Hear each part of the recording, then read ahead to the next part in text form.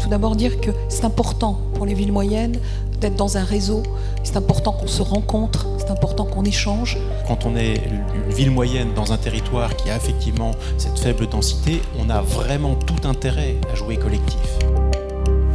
Les élus que nous voyons à l'œuvre sont en fait des entrepreneurs territoriaux et ont dans les mains la solution aux sujets et aux difficultés qu'ils affrontent. Et chapeau pour ça.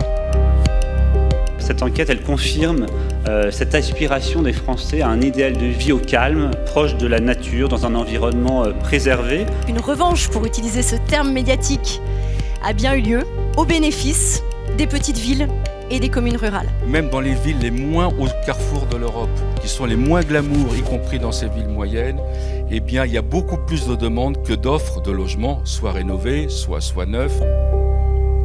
L'espace public, c'est ce qu'ont en commun ceux qui n'ont plus rien en commun. C'est le dernier endroit où on se croise. Donc il faut que ce soit un endroit génial, où on a envie de rester, où on a envie d'aller. Avant les friches, regardons déjà ce capital bâti et investissons en fait comment on peut le transformer. Pour que la réindustrialisation soit une réalité, elle doit être un projet de société, donc s'intégrer dans une vision plus globale du destin qu'on a envie de construire ensemble et vers lequel on veut se diriger.